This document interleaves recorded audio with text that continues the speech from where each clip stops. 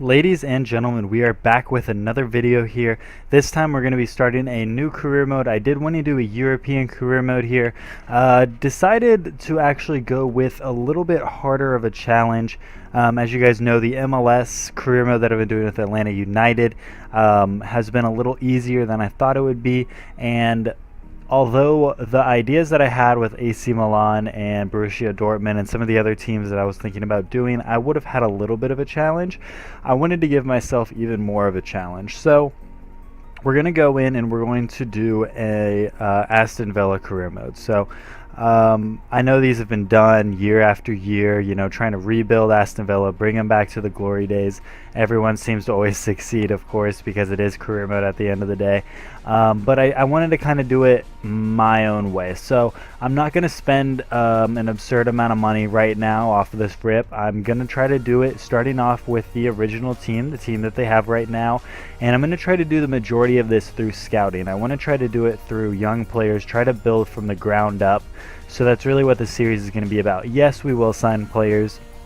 We'll try to strengthen the team through signings.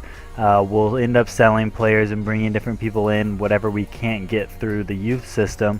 But mainly I want the majority of the players that we bring in to be from our academy, from Aston Villa's youth academy. So we used a good bit of the transfer budget already to go ahead and sign some scouts.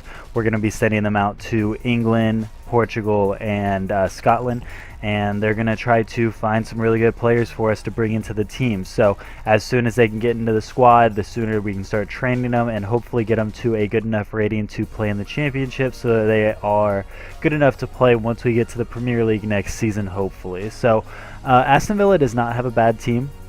This is my first time using them this year. I didn't even use them in FIFA 17, to be honest. Usually I do try to do some sort of Aston Villa career mode because they're kind of a team that intrigues me. A team with so much history, winning the league 7 times, winning the English Cup 7 times. So they have a lot of history in the club, they have a lot of value in the club, but they've just seemed to run into a rut with managers, with some of the players that they've tried to invest in that haven't ended up turning out well for them. And it's just kind of been a shame that now they're in the championship. I kind of wanted to either do Aston Villa or Fulham. Fulham, not so much of history behind it, but a team that I followed a good bit when Dempsey was there. So I ended up going with Aston Villa just because it has a little bit more history. It's a little bit more intriguing to me. But we are going to run a 4-2-2. We're going to throw our right striker on press the back line and get in behind, just so it gives us a little bit of counter-attacking ability with one of our strikers, while the other one kind of sits back and holds a little bit more. Other than that, we're going to kind of hop into a first game here, just a preseason match, because I wanted to see how I would play with the squad, how I felt with this squad. In hindsight, maybe I should have done it in a harder game, because there was still a little bit of a lopside to the overall differences between the teams. So I didn't get a true testament of how this team would work, but I do feel comfortable with this formation, and I think it's definitely a formation we can run with in the future. I'm definitely going to need your guys' help, though. I do not know some of these Aston Villa player names. I know the majority of the players because they've been in and around the Premier League for a while now, but pronunciations, I'm an American at the end of the day. I'm going to pronounce things wrong, and realistically I'm really not going to fix myself unless it's just blatantly horrible.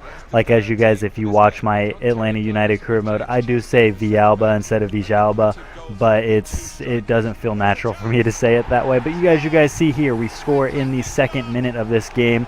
Snodgrass is able to grab himself a goal very early on, and that's going to kind of set the tone for this match. Again, I played my full strength Aston Villa side against a weak Saudi Arabian side, so it's not really that true of a testament as to how strong I'm going to be with this team.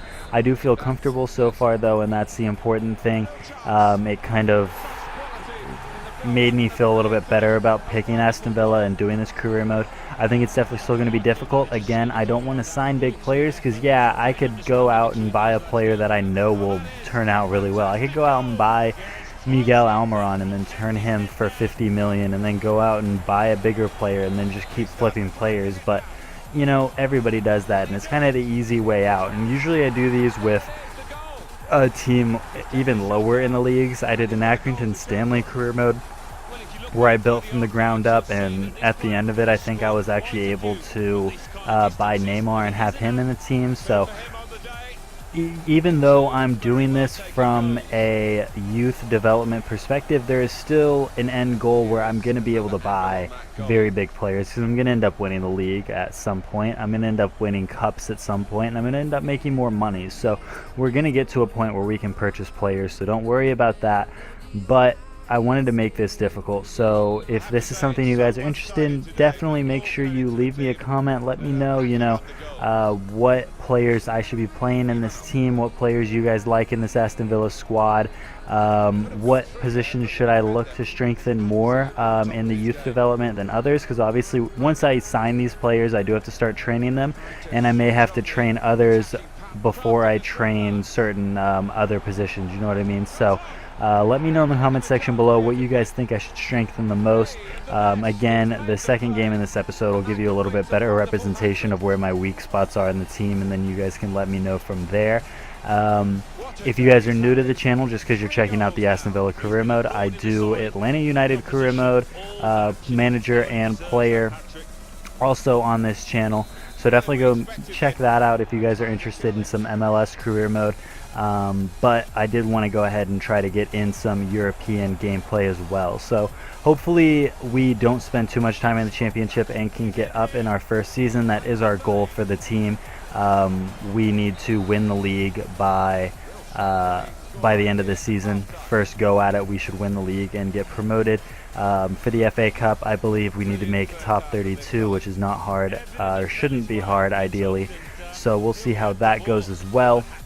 We managed to grab a hat trick in the beginning of this game, and actually managed to close it out in the 37th minute with the hat trick. So going into the second half, 4-0 up. Kind of pulled the brakes off a little bit. I start the second half with the full team still in, but I do end up changing it around the 60th minute and making substitutions, and basically change out the entire team as much as I can with the substitutes I had. So we actually managed to grab a 5th goal here and 4th for this man. Again, let me know the actual correct pronunciation of his name in the comment section below. I'm not going to butcher that just yet. I'll look it up if you guys don't end up commenting it.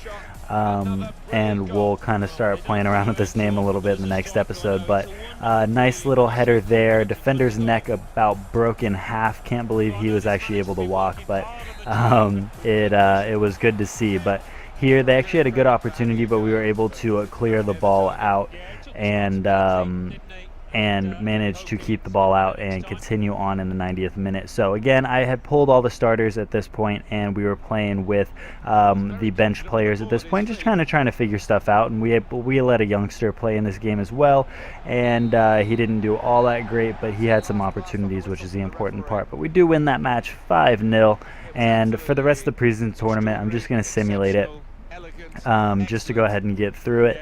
Again, maybe I should have played this next game against Basel. It would have given me a little bit better of a test onto where I'm at. Obviously playing against a Europa League, Champions League level side with my Aston Villa team. But I do also want to ask you guys, because the day will come. We're going to do a couple seasons with Atlanta United in the manager career mode. We're going to do a couple seasons with Atlanta United in the player career mode. Obviously the player career mode will move along whenever a team offers for us. And the manager career mode, we can kind of decide what we want to do. So I'm interested to know in the comment section below what I should do with the Atlanta United team. I'm either going to put them in the championship, maybe I'll put them in the Premier League and see if I can stay up, if I can survive in the Premier League. That'll be an interesting series to do. So I'm kind of interested in doing that instead of starting in the championship, especially now that we're doing an Aston Villa career mode. Or maybe I should try to play with Atlanta United in a different league. Maybe try to take them to Germany or Spain or Italy. If that's something you guys are interested in, let me know in the comment section below. What league should I play with Atlanta United in? Again, we're about a year and a half away from that in terms of seasons. I'm about halfway through the Atlanta United career mode right now for the first season, so we'll have about another season and a half left. Other than that, As you guys see here, just getting through, we make it to the semifinals and have to play against Cagliari. So a game that, again, I ended up playing a full strength squad against a Serie A team, and we managed to get 1-1 and take it all the way to penalties, but ended up losing 5-4. So a bit disappointing there to lose on penalties, but it was good experience. A lot of players were able to play, and I got a lot of information on what players I should play to start off the season, and that's where we're going to pick up this episode. We're actually going to jump into a game against Hull City to kick off the season. I'll show you guys, it'll be the same starting lineup I played in that first game. A couple changes just because of injury to the bench. We'll kind of switch some stuff around. I do want to start getting these younger players in as soon as possible so that I can grow them even faster than I already am. If there's certain players you guys want to see me use more than others, definitely let me know. As you guys see here, we managed to get some really good players already from our scout in Scotland. It looks like the 4-star for judgment and experience actually worked out pretty well for us. Usually if I just see 5-star judgment or 4-star judgment, I'll grab it right away regardless of the experience, and then if you put them in your own, if in their own country they manage to scout pretty well. It looks like that's a little bit different this year, and they made it a little bit more balanced so that the 4-star and 5-star actually mean a little bit more than it used to in the past. So maybe I'll end up changing out my other scouts with that 5-star judgment in a little bit, if they don't manage to bring me anything as good as the Scotland scout is already. Manages to bring us some players that already have some really good potential. So those are players that I'm going to try to get into training as soon as possible, but again, we'll try to get them into the team, but we do have players already in the team that we do need to try to get up in ranking as soon as possible. So a lot of young players do have pretty good potential at Aston Villa. Nothing too, absurdly great or anything. I don't think we're going to have any teams coming for any of our players for an absurd amount of money or anything like that, at least not yet. So maybe we will make a purchase. We'll probably make like one purchase on a player, on a youth player. I want to keep it somewhat realistic, but you can be a little crazy in the comment section below. Let me know if there's one young player that you could sign from Aston Villa with, let's say, a 15 million transfer budget. What player would it be? And maybe I'll sign them in January. We'll keep that going through the comment section all the way until the transfer window in January and see where we kind of end up. Maybe it ends up being an MLS player. Try to kind of veer away from that just because I am playing in the Atlanta United career mode. That's going to be a lot of the signings that I make over there. So, spice it up a little bit, go European, see what player you guys can come up with. Try to not use the same players that we've been using for the past couple years in FIFA because they have high potentials, but there's a lot of good players with high potentials this year. But we do manage to go down against Hull City in the 11th minute in this game. It looks like headers might be a problem for us. Our team's not that tall. This was actually a really good header. Managed to jump and just kind of fly in the air and flick that into the corner. Keeper was never going to save that. Neuer wouldn't have saved that. And Hector is able to put them up 1-0 against us here. But in the 23rd minute, we managed to grab a goal back. And I do really enjoy this 4-2-2-2 offense. I'm really glad that it is a good formation in this game because I've always enjoyed this formation, but it's never been that great in FIFA. But it feels like this year 2 strikers may actually work out pretty well whenever they do have those 2 attacking mids behind them. So maybe I'll end up switching out Snodgrass. He doesn't get into the attacking positions quite as much as I would like. As you guys are going to see in this game, he doesn't have that many opportunities. Waylon does pretty well in that CDM role, so I think I'm going to keep him there. This team has a lot of potential to do really well. Hogan manages to get a lot of pace, obviously, for us, so that's why I have him pressing the back line, trying to just get in behind any opportunity he can and play that 1-2 with his strike partner, and we're just going to kind of try to play off of that as much as possible. I do want to get Grealish in as soon as possible, so it may end up turning out that Snodgrass loses his job to him.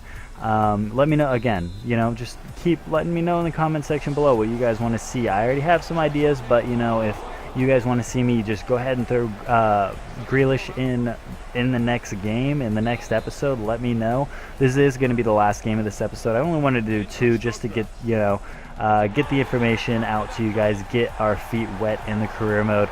And we managed to take the 2-1 lead here in the 58th minute. Get our own header, get our own corner goal, our own set piece goal, and it would be incredible to win this game, obviously, to get off on the right foot. So we managed to go 2-1 up, get a goal apiece for 2 of our left-sided players, looking like the stronger side. And here, the amount of anger inside of my body when I conceded this goal because of the keeper trying to dive out and Superman save this, it was horrible. It like just festered inside of me, mainly because I drew the game at this point. Grosicki is able to grab a goal here, ends up just flying in between John Terry and the keeper, and it goes into the back of the net because he decided to lay on the ground instead. So keeper's still doing some questionable things. It's honestly because I kind of pulled him out a little bit. Maybe I shouldn't have, but here in the 90th minute, can't get one more opportunity here, but Hull City has an attempt, and that's where the game's going to end. So it does end 2-2. We end this episode with 1 point in the championship. So again, let me know. Maybe I should make some changes to this team. Maybe you guys think a better formation would fit.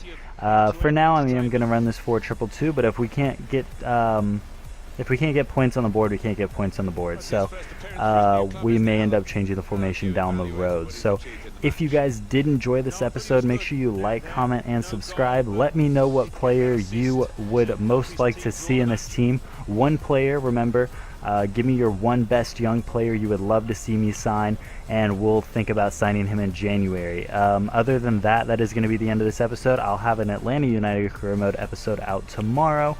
If you did enjoy, make sure you like, comment, and subscribe. And until the next one, I will see you guys later.